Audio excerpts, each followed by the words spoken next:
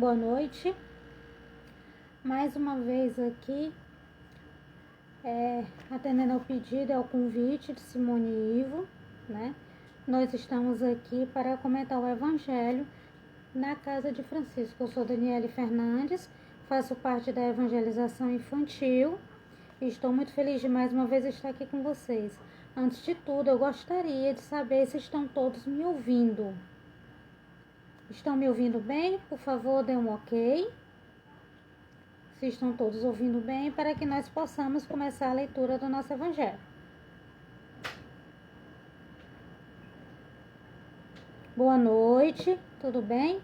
Estão todos me ouvindo bem? Áudio e vídeo estão bons? Ok, vamos começar. Nós vamos iniciar hoje com o capítulo 4. Boa noite, Vanessa. Nós vamos começar hoje com o capítulo 4, tá certo? Para que vocês se identifiquem. Item 19, tudo bom, Viviane? Beatriz, boa noite, paz e bem. Vou começar aqui a leitura, tá bom? Boa noite, Sandra. Seja muito bem-vinda ao nosso comentário. Obrigada, Vivi. Vamos começar, tá bom? Bárbara, bom te ver, Bárbara. Vamos começar. Item 19 do capítulo 4, tá bom? A união e a afeição que existe entre pessoas parentes são um índice da simpatia anterior que as aproximou.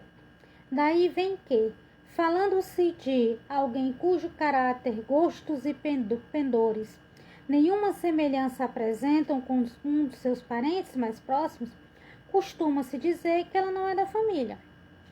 Dizendo isso, enuncia-se uma verdade mais profunda do que se supõe. Deus permite que as famílias ocorram nessas encarnações de espíritos antipáticos ou estranhos, com o duplo objetivo de servir de prova para uns e para outros de meio de progresso. Assim os maus se melhoram pouco a pouco ao contato dos bons e por efeito aos cuidados que lhes dispensam. O caráter deles se ablanda, seus costumes se apuram e as antipatias se esvaem. É desse modo que se opera a fusão das diferentes categorias de espíritos, como se dá na Terra com as raças e os povos. Tudo bom, Flávio? Boa noite, paz e bem a todos. O capítulo de hoje, que é o capítulo 4, ele fala sobre ninguém poderá vir ao reino de Deus se não nascer de novo.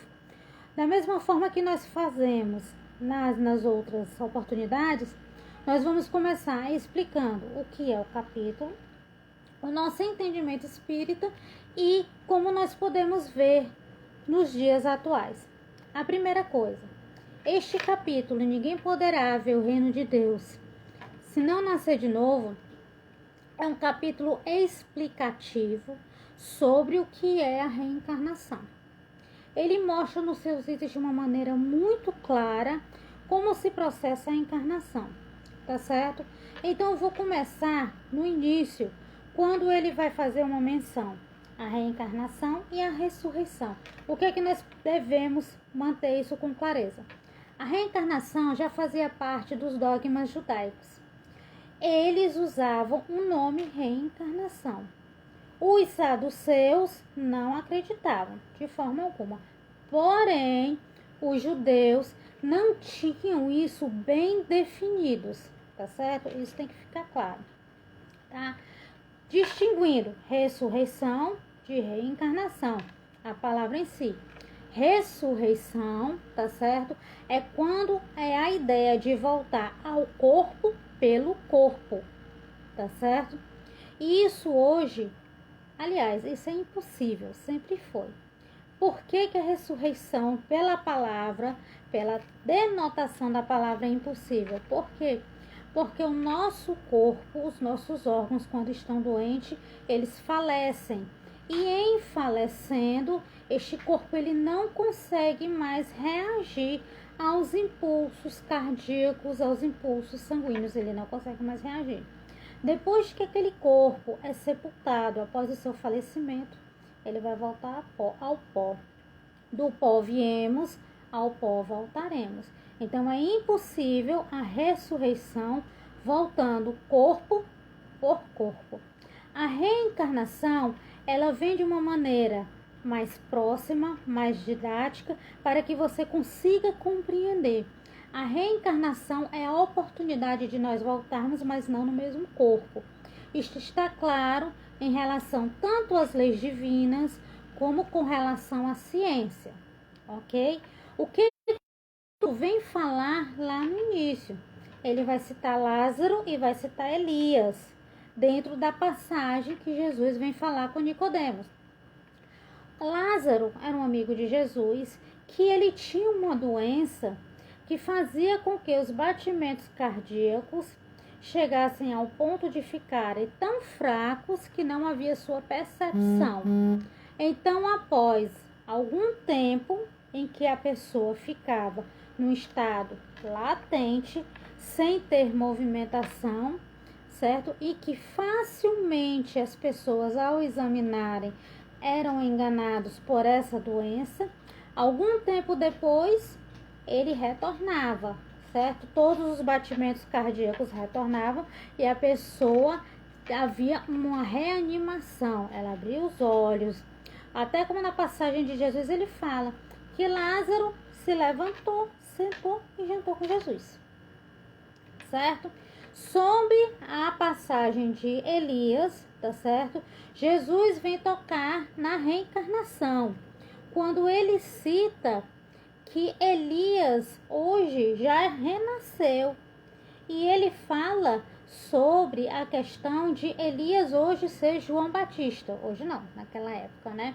Para nós nos situarmos, tá? Elias, ele foi um profeta que viveu no século 9 antes de Cristo, certo? São 9 séculos antes. E João Batista viveu na mesma época de Cristo, tá? Então, João Batista viveu há 2020 anos atrás, tá? Na época de Jesus. Isso é para nós ficarmos claros. Trazendo a passagem para o nosso entendimento, nós precisamos compreender a questão da união, a afeição e a afinidade de espíritos. Se todos prestarem atenção, nós nos afinamos com algumas pessoas, nós nos tornamos mais próximos de algumas pessoas por afinidade, tá certo? Por gosto, tá certo? Por algumas opções, por objetivos, nós nos tornamos mais próximos.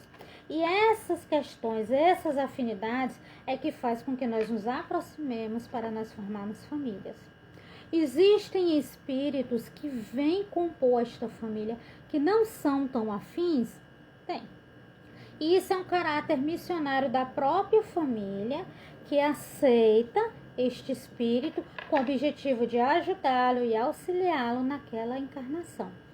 Isso, gente, é afinidade e compreensão, porque nós aprendemos com amor. Como é que nós podemos ver isso de uma maneira mais clara? Veja bem, se eu exemplificar da seguinte forma: eu estou no novo emprego, tá certo? Vou para aquela empresa, não conheço, tá? Fui selecionada, fui para aquela empresa. Aquela empresa tem o seu clima, tem as suas regras e você vai sofrer um processo de adaptação. Logo após, você vai se afinizar com algumas pessoas, que algumas serão seus colegas de trabalho, outros serão mais próximos, e você vai conviver com aquelas pessoas, aprendendo as regras, tá? E contribuindo de alguma forma para que você seja uma pessoa produtiva. Se nós colocarmos este exemplo, como se você coloca o seu filho numa nova escola, ele vai também sofrer um processo de adaptação. Dentro desse processo de adaptação, a criança ela vai se adaptar aos parâmetros da escola, os horários, as regras, vai ter suas afinidades e vai ter alguns amigos que serão mais próximos, outros nem tanto, e outros serão, inclusive, melhores amigos. Se nós levarmos em consideração esse olhar, quantas famílias nós temos? Já pararam para pensar que nós temos muitas famílias, que nós temos diversos tipos de amigos que nós conseguimos nos encontrar e que nós temos essa afinidade? A Terra é uma escola. Eu estou numa família na qual tenho mais afinidade, tenho alguns amigos e tenho minha família carnal. Dentro das famílias que eu tenho a família da casa espírita ou da crença na qual você costuma ir, você tem o seu lar e você tem seus amigos, tá certo? Essas são as nossas afinidades. Agora eu te pergunto, a gente precisa reencarnar? Quantas vezes nós precisamos reencarnar?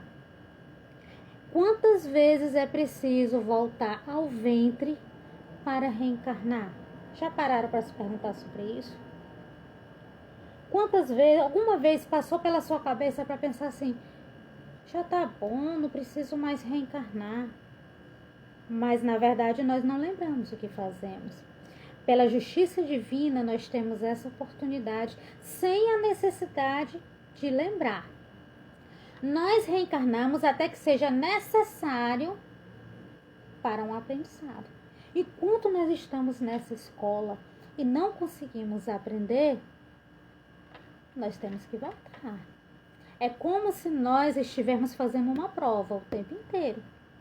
E a gente não conseguiu ainda passar com aquela nota que nós queríamos. Então nós voltamos. Estudamos tudo de novo. Passamos por toda aquela adaptação e temos outra oportunidade. Tá certo? O que nós precisamos compreender é, se nós reencarnamos várias vezes. Dani, você reencarnou quantas vezes? Não sei. Mas vamos dizer que você tem reencarnado 50, 60 vezes. Dentro dessas oportunidades, algumas vezes com algumas pessoas que já foram de sua família, outras vezes com outras pessoas. Já pararam para pensar quantas famílias nós já tivemos espiritualmente? Quantas pessoas nós reencontramos? Quantas pessoas nós conseguimos contribuir, compartilhar nossas experiências, aprendendo com todas elas? São inúmeras. E Jesus falou isso muito claramente. Em outra passagem do Evangelho, Jesus falou: quem é minha mãe, quem é meu pai, quem são meus irmãos? Por quê? Porque nós somos uma imensa família. As afeições espirituais, elas são duradouras, não são como as afeições carnais. São extremamente duradouras. Outra coisa, tá? Se a gente agora trazer tudo isso para esse exato momento. Agora, nesse instante, olhando aqui o Evangelho, ninguém poderá ver o reino de Deus se não nascer de novo. Quantas vezes nós precisamos renascer? Agora, nessa existência, qual é a tua dificuldade? Quais são suas dificuldades? Vocês já pararam para pensar que a cada dificuldade que nós temos, nós renascemos espiritualmente? Quantas vezes nessa vida foi preciso que eu renascesse, que eu recomeçasse, que eu tivesse uma outra oportunidade? Quantas vezes? Agora, na pandemia, você renasceu quantas vezes no meio das dificuldades? Na dificuldade da doença, na dificuldade do isolamento, na dificuldade da despedida ou da não despedida do ente querido, na dificuldade da distância. Quantas vezes nós renascemos? Todas as noites, quando nós vamos dormir, é como se nós nos entregássemos para que nós voltássemos e durante a manhã nós renascêssemos de novo. Porque a cada novo dia é uma oportunidade. Tem um ditado que diz assim: depois da meia-noite, a tendência é clarear. E a cada dia é uma oportunidade. Então, eu digo aqui para vocês, tá? Que é necessário valorizar as famílias em todos os momentos, tá certo? Nós temos a nossa família carnal, nós temos aquela família que está próxima a nós, que ela não é carnal, tá certo? Que são amigos, tão amigos, que é como se fossem irmãos. E a providência divina faz com que esse reencarne dessas pessoas que são próximas a nós sejam na mesma época para que nós possamos nos encontrar. Olha, que coisa fantástica são os movimentos espirituais governados por Deus para que nós possamos ter todas as oportunidades. E aquele teu irmão, aquele teu desafeto, é hora de pensar nessa oportunidade da gente se achegar. Eu tenho uma irmã, se ela estiver me ouvindo, a Tatiane, ela costuma dizer assim: só eu posso falar da minha irmã, mas ninguém.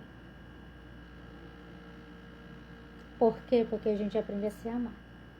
Não importa o dia, não importa o momento, a gente se ama de qualquer jeito. Então, minha mensagem aqui para vocês é que não se perca tempo. Não percam tempo. Agarre a oportunidade todos os dias. Sempre é outra forma de recomeçar. Olhe de uma outra forma para o seu desafeto. Outra coisa, tem empatia. A gente só sabe o que o outro passa quando se coloca no lugar dele. Mas se colocar de verdade. Outra coisa, seja gentil. Se nós tomarmos consciência dessa família universal que nós temos, nós percebemos que aquela pessoa que naquele momento você não está sendo tão gentil, ele pode ter sido teu filho em outra vida. Pode ter sido teu pai, pode ter sido tua mãe, pode ter sido teu companheiro. Outra coisa, você precisa lembrar que você é filho de Deus. E que Ele jamais te esquece. E que te conhece pelo nome. E é extremamente importante o nosso nome em cada existência. A cada pedido de prece, a cada pedido de oração, é o teu nome que é citado naquela existência, na tua dificuldade, naquele momento. Os amigos espirituais te reconhecem por esse nome. Outra coisa, você é especial, sabia? Nunca se esqueça disso. Você não está só.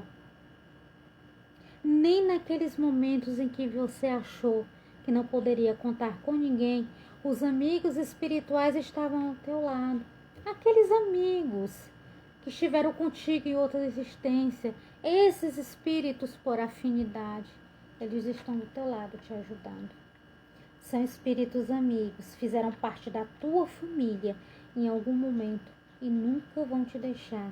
Lembra que eu disse que as afeições espirituais são duradouras? E por último, o que eu tenho para dizer para vocês: você é centelha divina. Nós somos pequenas porções da energia de Deus. E essa energia, ela atua dentro de nós. Essa energia é luz. Você é luz. Seja luz. E para terminar, eu vou dizer mais uma vez, como eu costumo dizer para vocês, a frase de Francisco de Assis: é dando que se recebe. Que nós possamos ter um outro olhar com as pessoas, que nós possamos ser mais gentis, que nós possamos ter mais empatia, que nós possamos compreender que hoje eu estou aqui, mas antes eu estava numa outra época, com outras dificuldades, e hoje eu tenho uma outra oportunidade. Então não se esqueça de abraçar essa oportunidade, tá? Paz e bem a todos, tá certo? Aguardo todos nos nossos estudos no sábado e não esqueçam de ver a live de domingo da Casa de Francisco. Muito obrigada pela oportunidade. Um grande abraço para as minhas amigas evangelizadoras e evangelizadores. Um grande beijo às crianças da Casa de Francisco, a quem eu tenho muita saudade, e principalmente um abraço apertado em todos vocês. Muito obrigado por tudo. Paz e bem, que assim seja.